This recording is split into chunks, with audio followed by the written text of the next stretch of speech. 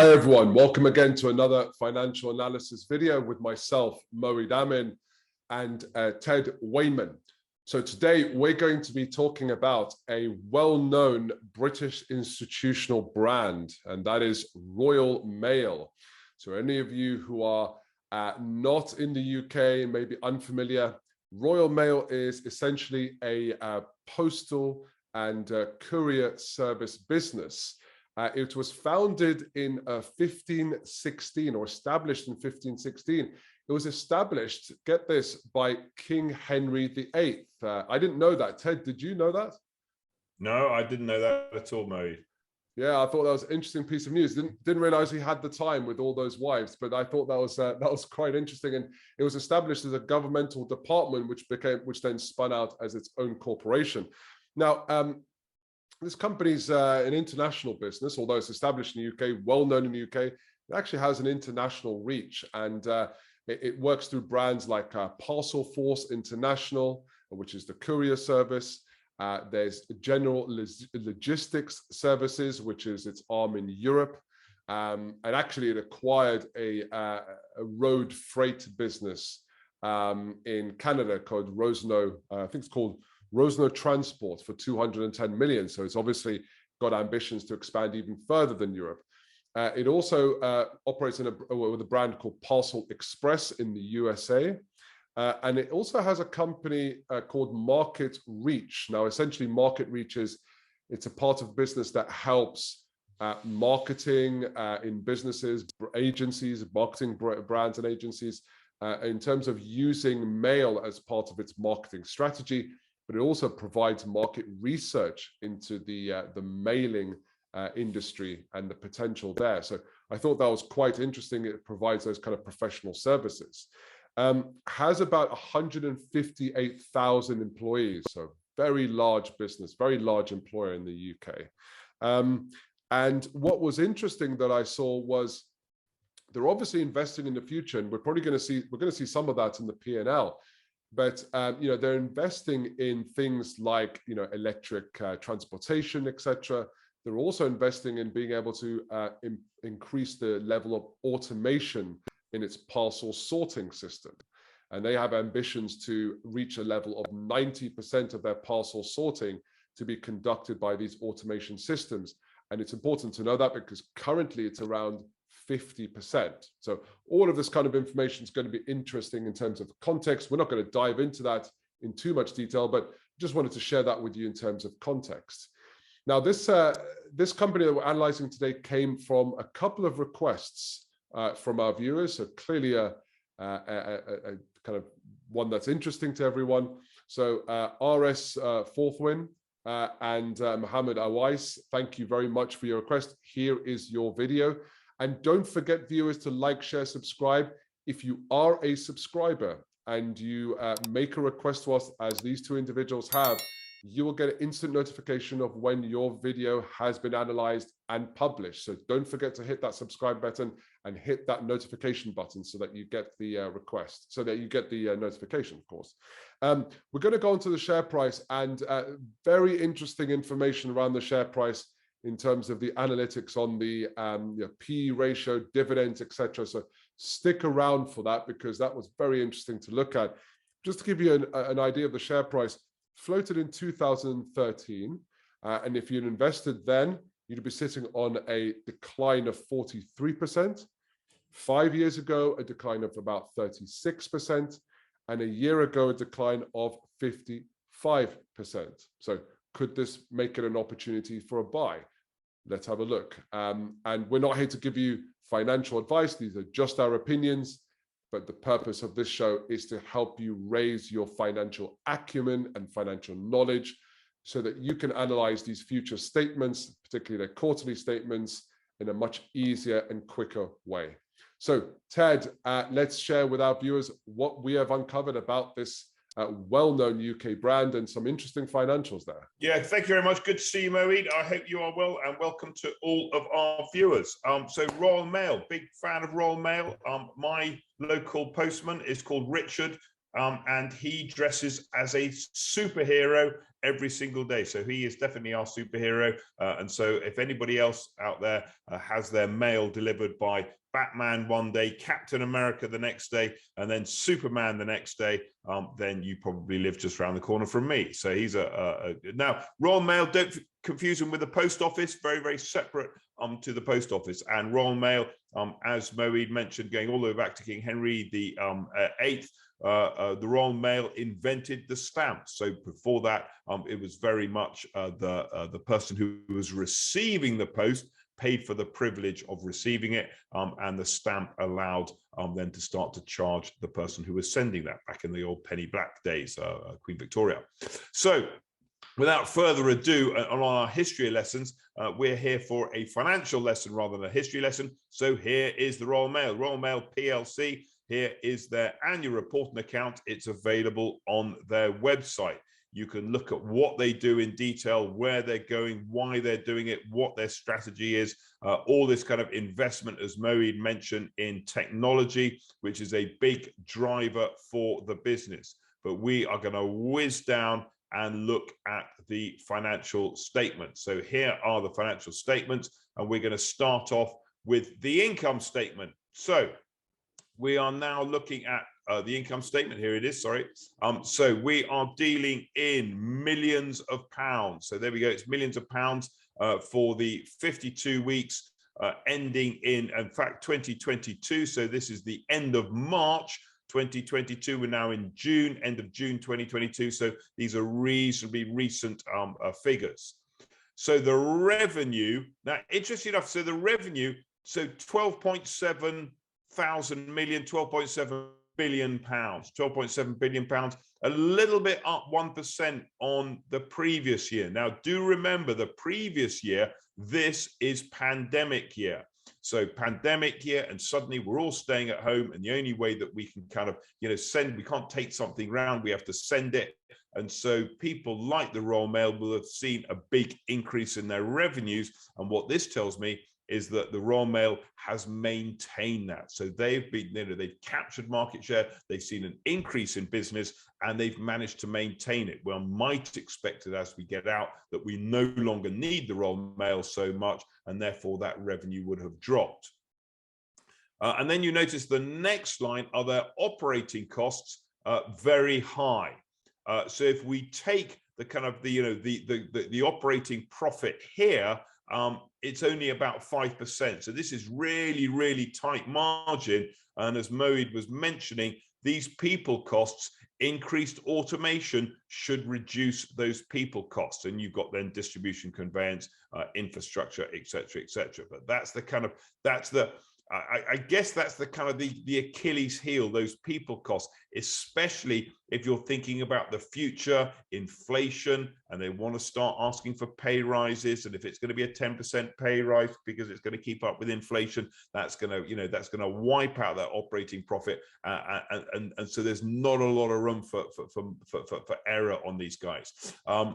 So if they can move towards that automation, if they can keep those wage rises and those wage demands under control, then that's looking good. But if they start to go on strike, then the revenue is going to come down, and it could really, really hit the bottom line pretty hard. So that's a really kind of to be aware of. So not a big margin business by any means. Little bit of interest they're paying, which means they'll have a little bit of debt. They're paying a little bit of tax. Bottom line, 6 million profit on a 12.7 billion turnover, about 5%. Okay, so tight margin business, not a lot of room for error. And the Royal Mail, I mean, it's good value. I mean, I do use them, and generally speaking, it's it's as cheap or cheaper than a lot of the alternatives. So they are competitive.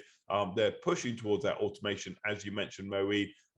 But there is that Achilles heel that they are very, very unionized. Those 158,000 employees you mentioned, if they all strike and start demanding increased wages, then these guys could go south very, very quickly.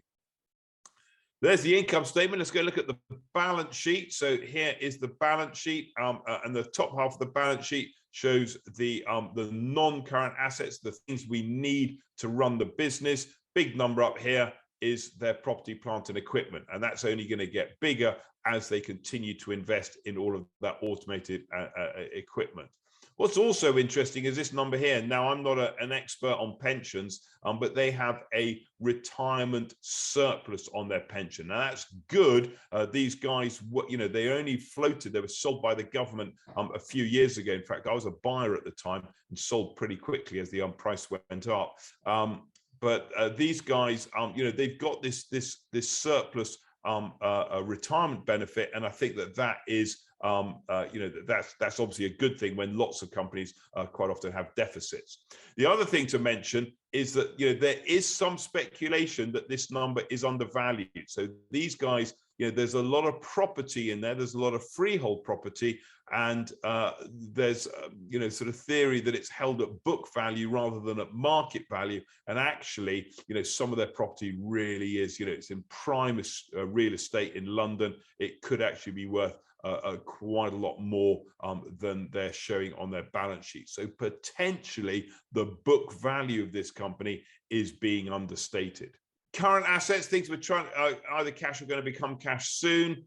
Here they are. What do we see? Well, they're owed a bit of money. There's no real inventory, and they've got a lot of cash. They've got over $1 billion in cash. They had over $1 billion in cash in the previous year. So these guys looking pretty liquid to me.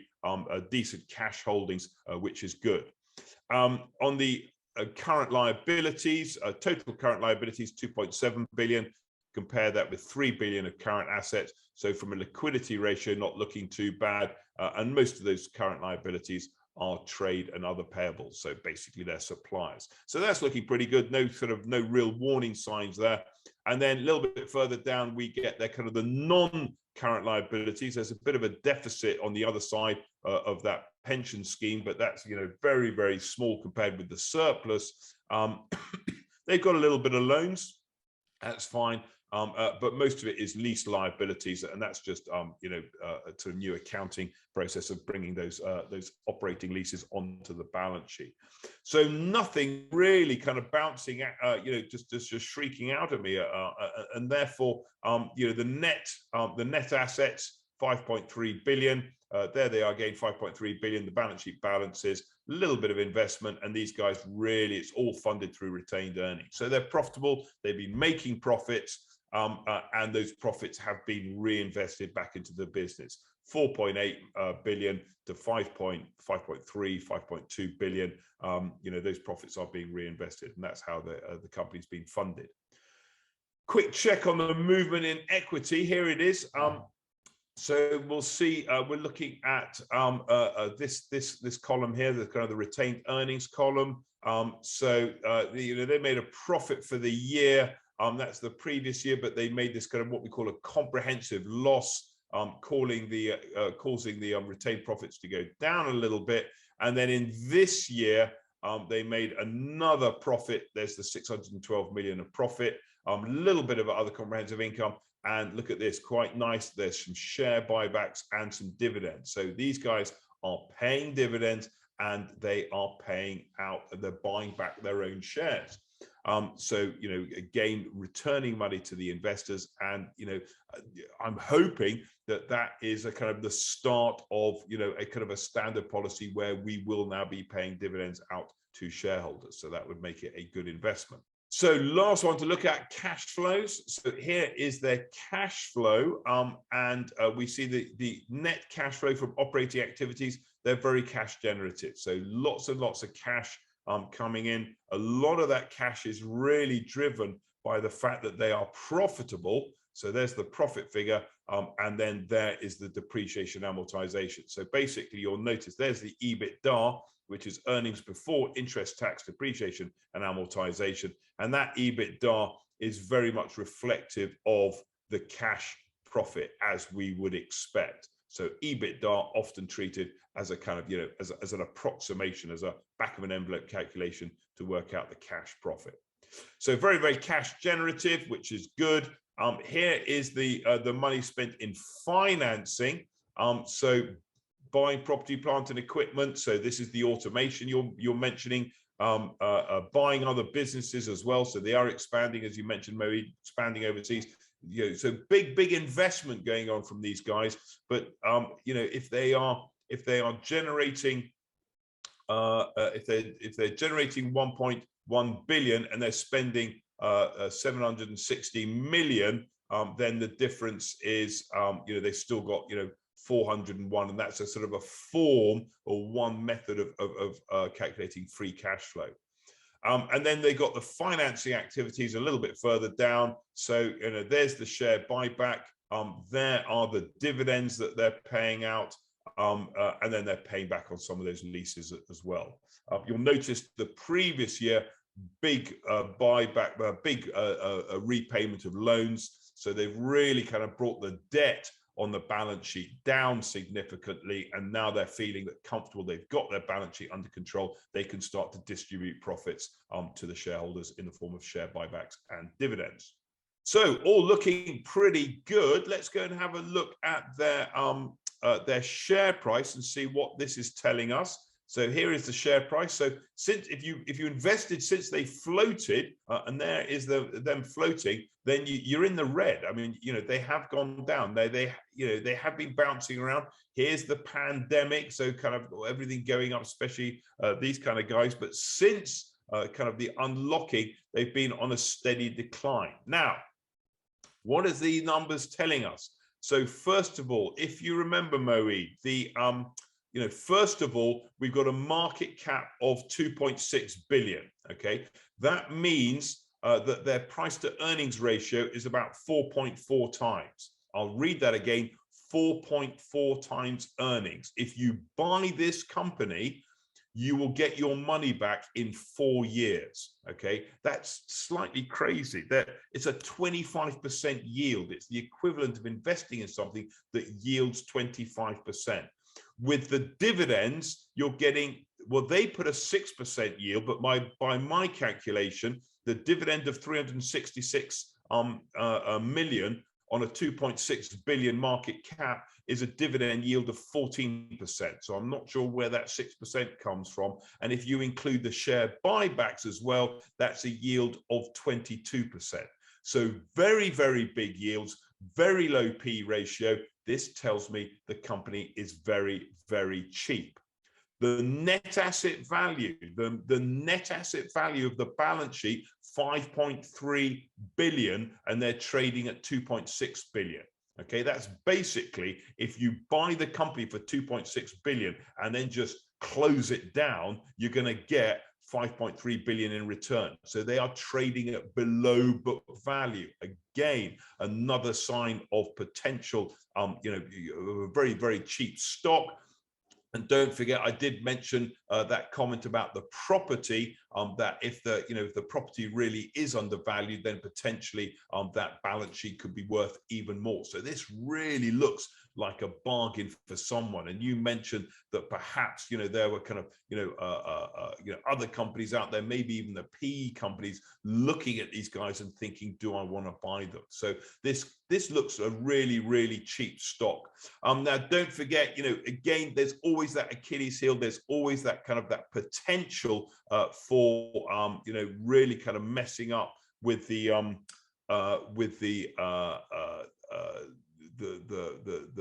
workforce and the strike action, and and that will kill their margins. So you need to be careful that there is a high risk, especially in this inflationary environment that we live in, that these could all go south. But this looks to me, Moe, like a company which is definitely a potential, just to kind of tuck it in the corner of your portfolio and ride out the waves. I can't see it getting that much cheaper. If they strike, then things will go. But if you avoid the strike, then this looks to me like a value play for the future. And just a note hot off the press, and I think this happened only just a day ago from at the time of this recording, there was an approval of a strike action. However, it was only 500. Oh, sorry, no, I can't remember how many of their staff, but basically they proposed cutting about 542 of their frontline management staff, delivery manager staff.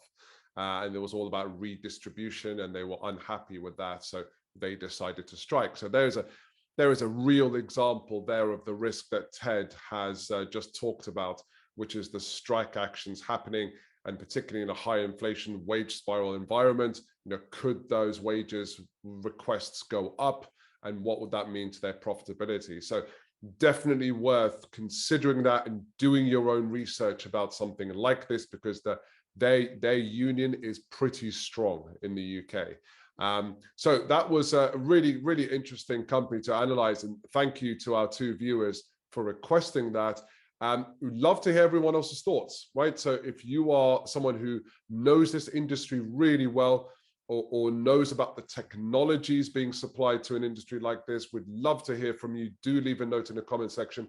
And if you're watching this video and thinking, you know what, I'm really interested in these companies, I would love for these guys to analyze those companies, do leave a note in the comment section, leave some context. The more interesting the context, the higher likelihood that we will prioritize your request. So do leave a note in the comment section. So until the next video, thank you, Ted. Thank you, everyone else. We'll see you soon. Thanks a lot, Moe. Catch you later.